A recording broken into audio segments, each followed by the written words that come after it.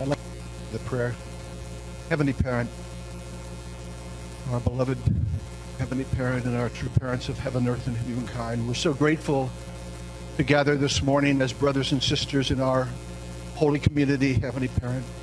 Less this morning than normal, but so many of our young folks, especially are at Spiceland. We're praying for them to have a wonderful experience at the festival there.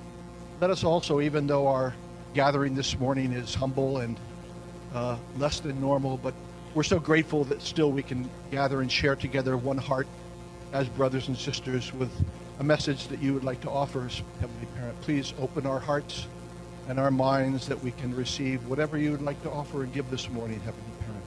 We thank you, and I offer this prayer in attendance to Holy Mother Han, and in gratitude in my name, Christopher Olson of a blessed family. Aju.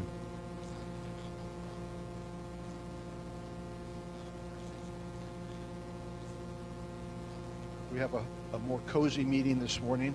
I think this is about 1/3 of what we usually are here.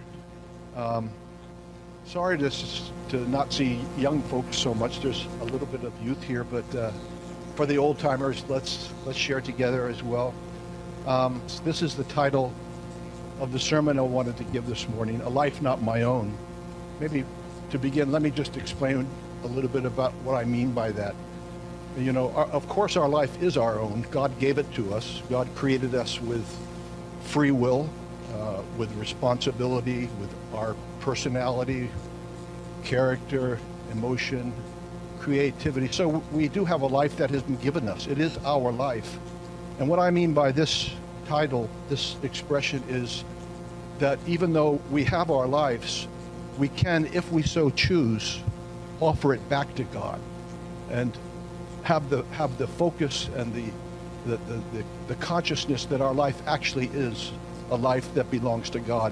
He gave us life, but we want to give it back. And in a sense, we've all been trying to live a life in that sense. You know, the last, 2 years or maybe 2.5 years, there's been so many missionaries that have come through Indiana. Sometimes they come through just for a week, or some for a month or 3 months, some for a long time. And whenever I see the missionaries come through, I think of this, that they have been giving their life. For example, the young folks in America, after they graduate from high school, they're 18, 19 years old, all of a sudden they become missionaries, and they're traveling all around the country from state to state for a period of 2 or 3 years. It's an incredible thing, and I thought about this when I saw such missionaries come through. Also from overseas, from other countries, from Japan, Korea, and other countries. Those young people, those second gen, they left their country, their culture, they left their language, they left their families, and they came to America as missionaries. And then I even think of, especially I think about the first generation. I see many Japanese brothers and sisters here. You came as missionaries to America. 20 years ago, 30 years ago, 40 years ago, I don't know how long you've been here, maybe different amounts of time. But you came to America, and you gave your life to God. And I've been thinking a lot about missionaries recently. As you'd probably know, I was a missionary for quite a few years overseas. And recently I got a text from an 1800 couple brother who is editing a book, a compilation of testimonies of the 1975 missionaries who went out actually 50 years ago, 51 years ago. So quite a few have written some testimony, and he said to me that he wanted to put in that compilation of missionary testimonies part of my testimony, I think 1,500 words or 2,000 words. So that book is going to be published pretty soon. You know, when I came back from being a missionary, okay, this is the cover page of my missionary testimony. And of course, the title is A Life Not My Own. That photo is me and one of our early members in Indonesia standing on top of a very famous Buddhist temple that was built in the 8th century. And it towers over the central plains of Java, the island of Java. That's the main island of Indonesia. And Actually, it's really big. You can see down below the rice paddies in the background and everything. And just to climb up to the top there, it's pretty big. It's a UNESCO World Heritage Site and quite famous.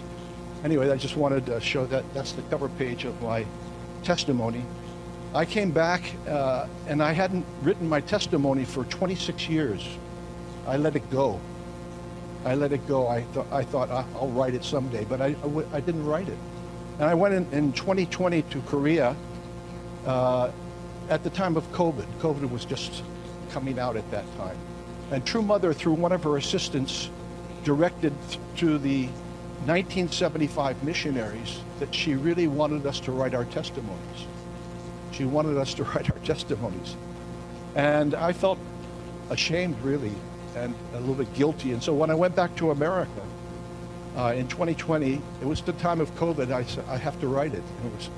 It was 26 years earlier that I came back to America from being a missionary. So I had to really recollect a lot of memories from the past. So every morning I would, for 1 year, it took me 1 year to write it. Every morning I would wake up at 4 o'clock and I would pray for an hour. And then I would sit down at a table and I would write for an hour. Sometimes, though, I didn't really write very much because it took a lot of effort to really create what I wanted to express about my missionary years. Some mornings I might have written 1 sentence or 2 sentences, sometimes just a paragraph. But over 1 year, I finally completed it. Just as I was arriving in Indonesia, not in Indonesia, in Indiana. 5 years ago when I came, I actually finished it when I first came here in the first month or two. And I submitted my testimony to the Sunhak Institute in Korea, which is the institute that is the archives of the history of the unification movement, the Sunhak Institute. I submitted it there. They were grateful. They sent me a nice message. And then I submitted it also to the Sunhak Institute USA, which is in New York. And I submitted it elsewhere also. You know, I did write a little bit of testimony early on when I went out in 1975. 5 years later, in 1980, True Parents invited all of the missionaries who went out to New York. And it was to celebrate True Father's 60th birthday and True Mother's birthday as well. We came back in 1980, 5 years after we went out, and we were asked to write a bit of testimony at that time. I did. And I remember at one meeting with True Parents, Father spoke to us for a few hours, and then he sat down and he said, okay, now I want to hear some testimony about some of you.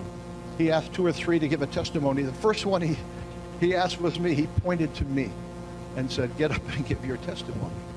There was about 250 or 300 missionaries there, and for some reason, he asked me to give a testimony. I bowed before Father. Father really loved testimonies, and Mother too. Father, I remember he used to say that in the early days in our church, he could stay up all night just listening to the stories of early members. Have you heard that before? He loved to really listen, although he likes. Can I have the next slide? True Father had been asked by God to go to North Korea to preach. So Father was the same age, 26, when God sent him to North Korea as I was at that time going out to Indonesia. I realized that as I was to assume responsibility for a nation, indemnity would have to be paid. Although I felt as if I was in over my head, I was willing to offer my life. I also felt solidarity with hundreds of other missionaries who were certainly confronted with similar challenges as myself. So what I realized that first day was God was not the only one waiting for us. We missionaries, when we went out, we thought we'll find God there, we'll feel God. But Satan, don't you think Satan would have interest in we missionaries when we went out? He certainly had interest in us. And my testimony, frankly speaking, more than one missionary fell sexually in the first week or two of their mission. And they failed and they had to go home, frankly speaking. It's not mentioned, but just to let you know, it was not an easy time. One missionary in the Middle East, he was, within the first couple days, he was imprisoned in a dungeon with no windows and interrogated day and night for 2 months until he was expelled from the country. Missionaries in Africa started getting malaria. A couple missionaries died, so it was not a simple thing. There was restoration has many dimensions, many dimensions. Let me mention one other. This is Barrytown, going backwards. This is in front of Barrytown. All the American missionaries there, together with Father in the front. I think in front of Father there is a young Hunjanin. He was about 7 or 8 in front of Father, and next to him was Hyojinim, Mrs. Che, and a few others there.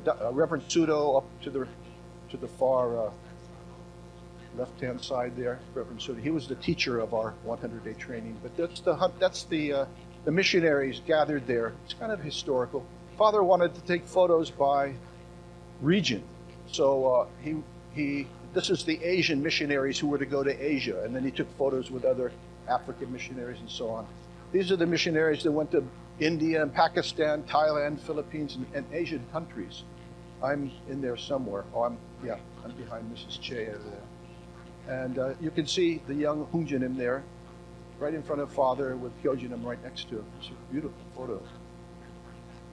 Anyway, let me continue on with Indonesia to give you a little bit more sense of the dimension of the indemnity that was required, because I felt very strongly that there was not just horizontal indemnity, but vertical indemnity. Something beyond just going out and witnessing and trying to get members in a country, but between we 3 missionaries, because we went out in trinities, 1 German, 1 Japanese, 1 American. Let me just read another excerpt from my testimony. Restoration requires the paying of indemnity through building a foundation of faith and a foundation of substance. Recovering the substance of God involves removing the fallen natures through Cain-Abel relationships. I couldn't help but reflect on the historical and vertical responsibilities that we missionaries had on our shoulders. Just 1 generation earlier, my father fought in the U.S. Army, the German missionary's father fought in the German Army, and the Japanese missionary's father fought in the Japanese Army. Our 3 fathers tried to kill each other during World War II, just 1 generation earlier. So World War II ended in 1945. We were there in 1975. Just 30 years later, our 3 fathers literally were trying to kill each other.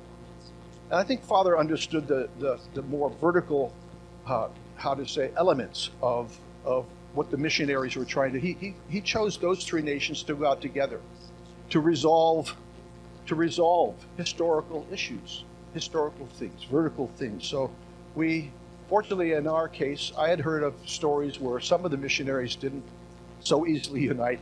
In our case, we were very fortunate. This is we 3 missionaries for Indonesia.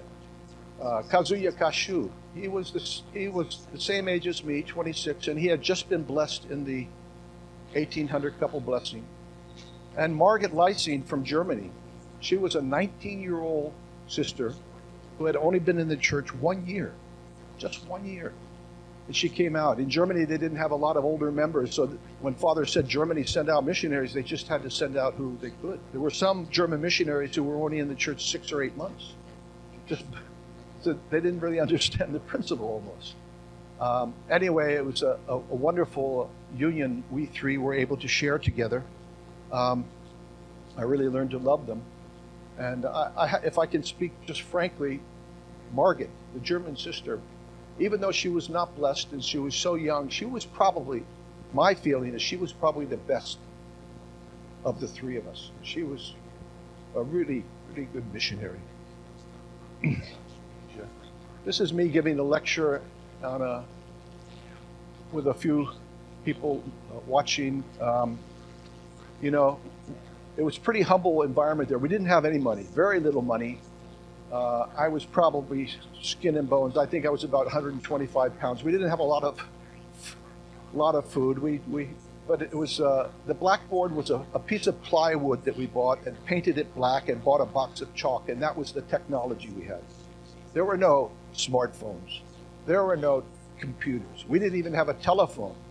We couldn't afford a telephone, and even if we could, there was nobody to call because nobody in the country had telephones, right?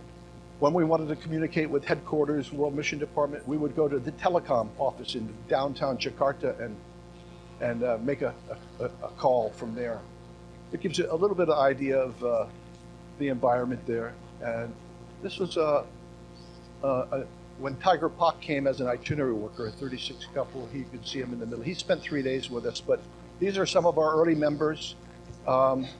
We had a couple center members and a few members who were really good. They would come every Sunday. They would come during the week to lecture programs, and sometimes we'd have special dinners and programs to invite people to. So these are just some of the early Indonesian members that we had.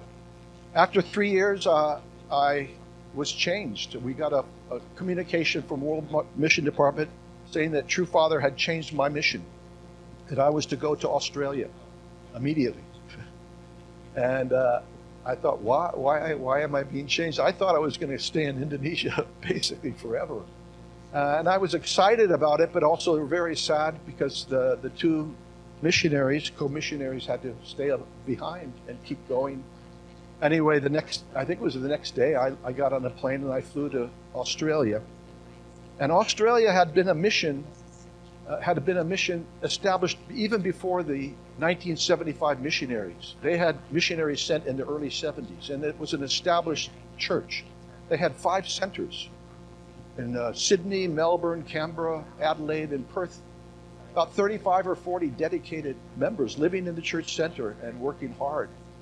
And as I arrived there and I saw this foundation, I thought, why was I changed from a country where they needed people to witness and gain members when there's this foundation here? And I found out why. There had been internal problems in the church, and I was sent to, I think because Father remembered me somewhat, and there needed to be some kind of healing within the church community. I can explain the history. In Europe in the early 70s, they wanted to send missionaries out, and England was responsible for Commonwealth countries to send missionaries to former countries that formerly were under the British Empire, like Canada and Australia, New Zealand, and so on. So all of a sudden, the German missionary sent out a German missionary to Melbourne, Australia. The British leader of England, he heard about that, and he quickly sent out a missionary to Sydney, Australia. And they started 2 distinct, unique churches. And both missionaries were quite successful. They got quite a few members. But there was 2 churches. And the members eventually found each other in their witnessing or fundraising, and it was a bit of confusion. And then when Father heard about this, he was angry. He was angry. He said, what's going on? We have to have one main central church in Australia. You can't have like that. And so he put them together, merged them together, and he made one of the 2 missionaries the leader. He said, unite, work together, or I'll change you. 1 year later, he heard stories it wasn't working out. Wasn't working out. So then I was called to go to Australia, and I was thrust into that mission. It wasn't, I don't think, the normal, story of missionaries. Most went out as pioneers, pioneers and pioneering a country. This was different. I had to deal with internal things. In my first few days there, one of the missionaries would send one of their best members to me and try to sway me to their side. And then the other missionary would send one of their main loyal members to me and try to sway me to their side. What do you think? Had I been swayed one way or the other, I would have failed my mission, right? I would have been a failure. I would have been kicked out of there. You can't do that. You can't take sides. You have to create unity, right? We're the unification movement. So what I did was basically, it took some time, but I gathered all the members together. We had a weekend workshop. I taught the Divine Principle. After the Divine Principle, I gave some internal guidance lectures. And then I just spoke honestly to the members. And I said, why am I here? Why did Father have to send me here? This is not right. You have beautiful two missionaries. They're both beautiful. They did a good job. They brought beautiful members. But something's wrong. We have to unite. So I don't expect you to just center on me now as the new leader. But we can't just look at the old and say, well, just that the old missionaries are now the ones that I respect because I know them. And I've come now. We are under True Parents. We are True Parents Church. One church under True Parents. Just emphasizing the absolute need to start over again. And I said, I need your help. I need your help. I can't just come here. Even the two missionaries that were there before, they were both older than me. They were not blessed yet. I was blessed. They weren't blessed, but they were older than me, and they were pretty successful. Then the next day, I took the two missionaries and said, Carl, Krista, we have to work together. We have to work together. True Parents expect that we build one church here. So I'm not better than you. You did a great job. Now I'm here. I'm the leader. Help me. I need your help. You've been here years. Help me to understand Australia. And then I captured their hearts a bit. And within a short time, then the church spirit changed, and it began to grow, actually. More and more members started coming in. And it was a good experience in Australia. That's the two missionaries, Carl Redmond from England and Krista Jensen. At that time, Jensen now, she was blessed to a British brother. Anyway, I really loved them. They were a little bit troublemakers in many ways, but they were beautiful missionaries.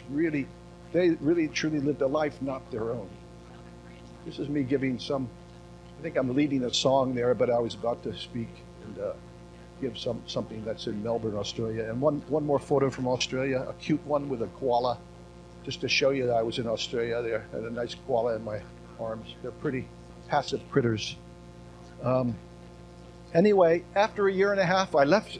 Actually, what happened is when I went to Australia, I became not just a national leader, I became a continental leader, which I didn't understand at the time. It was kind of big. And so I started to get called to go to a lot of different meetings and conferences and stuff. So I left the country. And when I came back to re-enter Australia, I was detained in the airport. I was arrested, put in jail for 2 days, and went before an immigration judge, and I was booted from the country. I was exiled from Australia. And the reason was because of my religious affiliation, basically. I could on the table, the guy on the other side, I could read some of the words upside down in front of him, and it said, he's a member of the Unification Church. Do not allow entry into Australia. Something like that. So, and that was illegal, actually. Their constitution said you can't do that. But anyway, I had to go.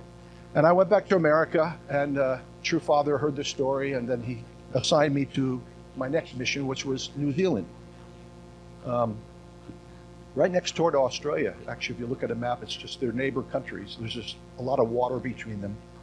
There were some major changes in my missionary life at that time. Quite big changes. The first one was my wife came to join me. I wasn't alone anymore. My wife came, and we had our first 2 children in New Zealand. And that was a big change for me. We had been separated for 5 years. It wasn't new for her to be a missionary. She had been a missionary well before me. She came to America from Holland and was 2 years a missionary in America. She went to Japan and Korea for 1 year as a missionary, and then she went elsewhere as well. Anyway, she joined me, and we began our family together. Let me just read something in connection with that about the life of a young missionary couple with children, what the reality was. My wife and I were the only blessed couple in New Zealand, and our son and daughter were the first of many second generation to be born in that nation. As far as I was concerned, our young family was an offering on the altar of serving the nation and the world as missionaries. So really, I felt even my children were missionaries as far as I was concerned. Even though they didn't know it, they were missionary children, right? Most young couples are settled down with stability when they start a family. But missionaries are without settlement. My wife and I had no money or possessions And we eventually would move from country to country over the next 10 years. This was not a concern because we had faith and a deep sense of purpose that was guiding our lives. So, you know, it was an unusual, most couples aren't like that. It's really a life not your own. It's really a life not your own. We weren't concerned about money. We didn't have any, really. I remember the first days we got in New Zealand, some of the elder members came to us and said, you have a young family, so we want to give you a stipend. Stipend means that we want to give you a little bit of money to support you. And they said, so we talked about it, we want to give you $150 a month. And so my wife and I looked at each other and we talked a bit and we said, no, just give us half of that. Give us $75 a month, it's fine. Because we had a center to live in, there was food to eat, there was everything, you know. The medical health care in New Zealand was socialism, so everything was free. Even when you have a baby there, they give you a check every month after the baby from the government, right? So that's the spirit of New Zealand. And the second major change that happened when I went to New Zealand was I became a regional director. Up until 1980, the world missions were scattered countries, just unique and individual in themselves. But Father wanted to structure the world missions in regions. So he designated 8 or 10, I don't remember exactly how many, and I was designated the first regional director for Oceania.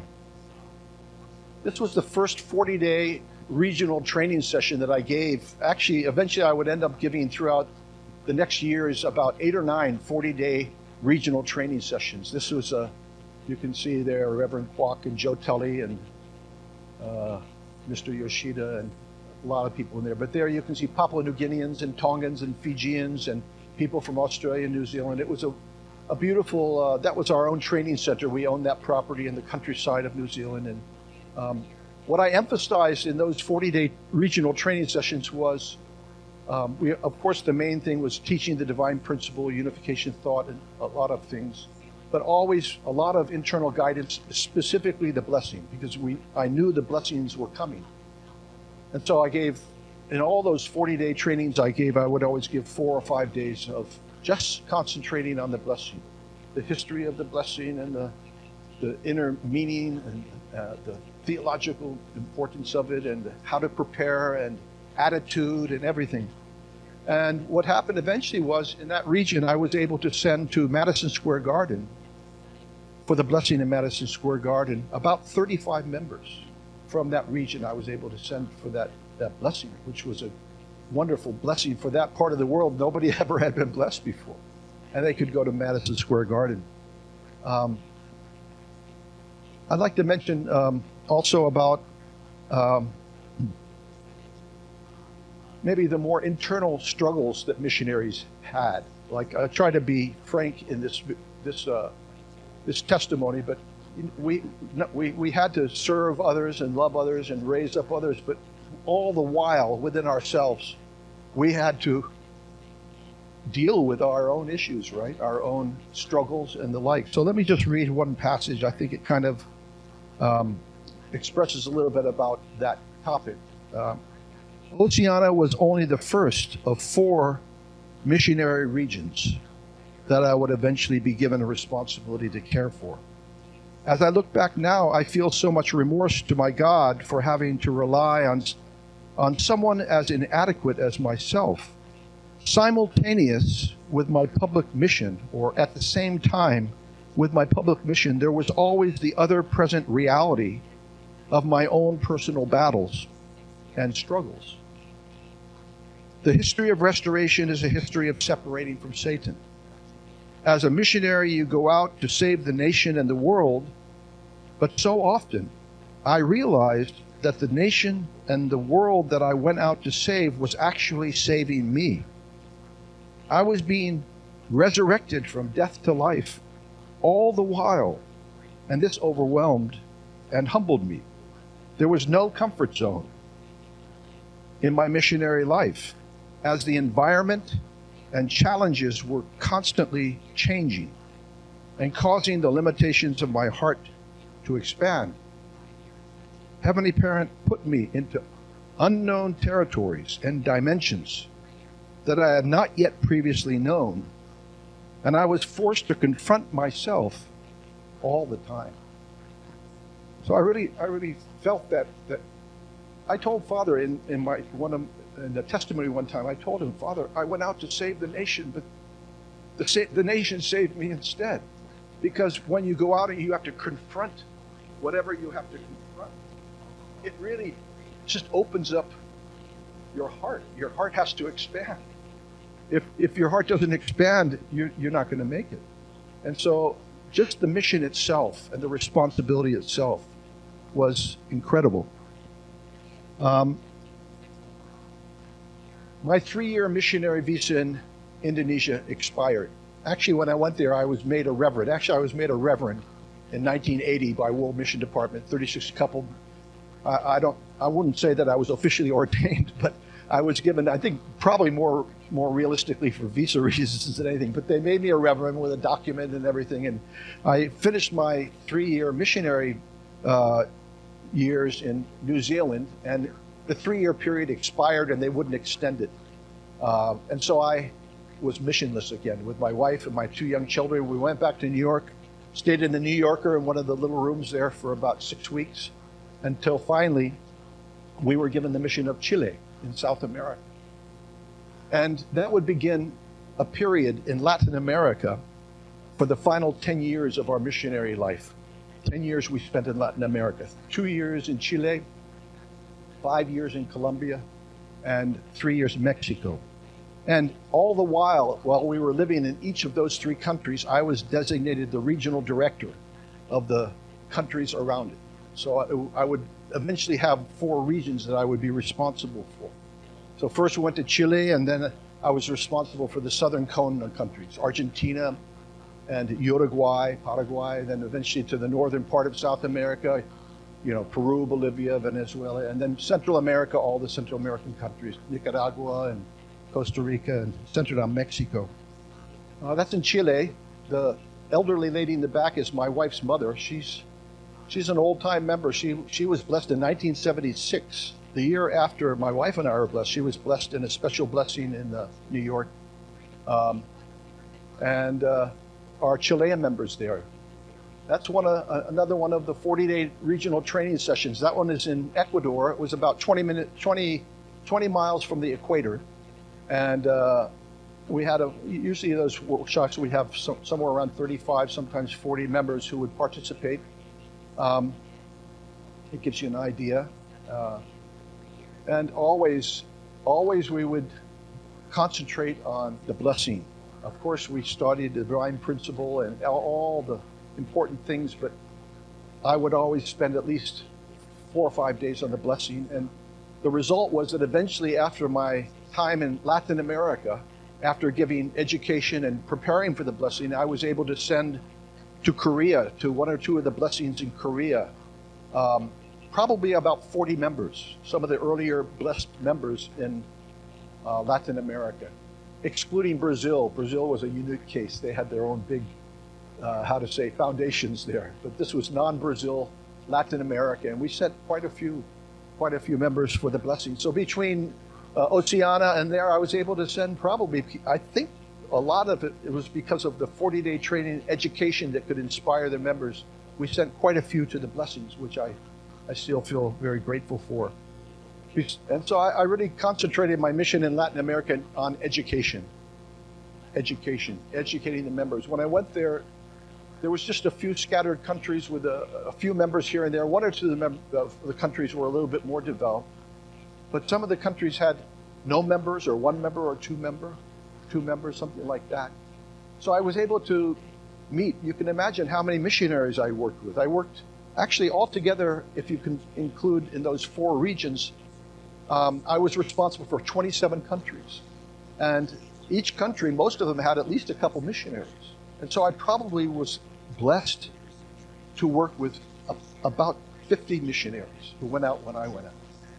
That's one of the highlights of my whole missionary years, was to be with them, to work with them, even though I was oftentimes in a position, the central figure, and I was in a position higher. I never felt like that so much with them. I just felt like we were co-missionaries who went out together, you know, giving a life not our own. So I really remember those are missionaries included in there are Ecuador and Bolivia, Colombia, Venezuela, Peru, some of the missionaries there.